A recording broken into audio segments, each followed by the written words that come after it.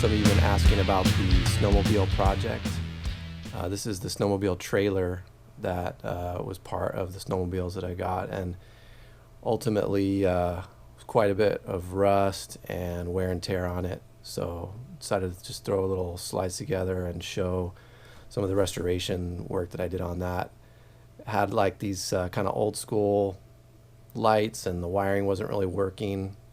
The tires were pretty shot, and so mainly when I was working on it, I was able to get some products that kind of help get rid of the rust. And so it was this product, the lights also, a lot of them had problems. The wiring was having issues. The marker light lenses were cracked, and the company that actually makes it is a company called SnowCo, Omaha, Nebraska. So like I said, it's from 1971. The license plate, everything kind of stuck out the sides. I didn't really want it to be so wide like that. So I was trying to figure out a way how to flip it over, and I realized I had some spare tires, and so I rigged up on the end of the trailer a little bit of a framework, kind of like how a spare tire goes on a trailer, and made a couple blocks like that just so you can kind of get the tires bolted on. So once I got the tires bolted on, that made it a lot easier. Invited some buddies over. Then we were able to flip the trailer upside down so I could get better access on the bottom to get rid of a lot of that rust that was on the bottom of it. So you can see here, once they're on there, it's a little bit like a bolt pattern for a spare tire. And then you're able to bolt up the tires on there. And that basically gave a nice pivot point on the end of the flatbed trailer so that you could just flip it upside down. So you can see here, tires in place. Was able to flip it over, and this was what we found underneath. Lots of rust. Luckily, it was, even though it was pretty heavy pitting, it was still mostly surface rust. A lot of the structure was good. Like I said, the wiring was really bad, so I just decided to get a kit and take that all out. So that turned out pretty good.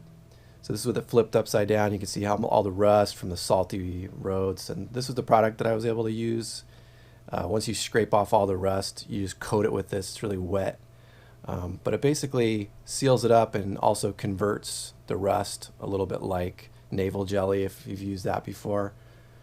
The axles, tried to clean those up. I was able to find some new caps, actually just at Lowe's. They're like 20 bucks, and these, so you could grease it, keep it sealed up. And so everything in here, I was just kind of went through that process of scraping off the rust and then putting on that Crud Cutter product, and then just kind of use classic Rust-Oleum rusty metal primer, and then Rust-Oleum glossy. Most of it was brush on, but I did also get a few spray paint to do kind of in and out different areas that were hard to reach. So you can see here, getting through the primer coat on the bottom, just kind of working through it, and then this is the bottom with it all painted. So I was able to get some new tires and wheels over at Tractor Supply, so that was pretty good, and a new harness from Harbor Freight, and I decided to cover it with heat shrink and that split tubing just to try to protect it, laying it all out. I also was I relocated the license plate underneath and made a little hinge so it kind of hinges out of the way when you're dropping the trailer, or hangs down normal when you're driving. So just a few images of routing the wires. Got some new LED marker lights. Those turned out pretty good. Was able to get the spare tire bolted back up on there. Yeah, so far, it turned out pretty good. Pretty happy with it. Once we got that, then flipped it back the other way around, and then I was able to just pull off all that tire support stuff. I found a period correct toolbox. I wanted to get a little bit of storage on the snowmobile trailer. That was one thing I didn't like about it. Didn't have any storage, so took one of those gas can mounts off. So here's the marker light you can see from the other side. So The big part of the top that I wanted to redo besides just painting it is I wanted to get rid of this old carpet. It was already kind of shredding, so removed it back. Even some points it was down to the metal.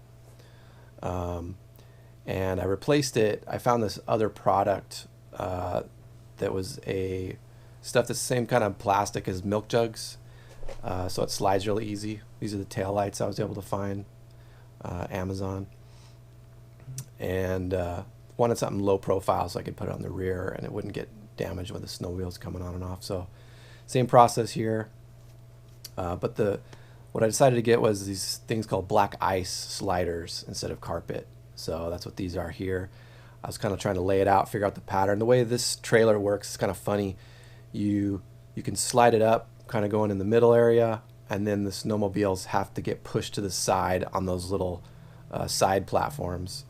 So there's sort of some area that you want it to slide, and then some area where you want it to grip. So on those areas where I wanted to grip, I got some rubber matting and just used some construction adhesive to glue that down.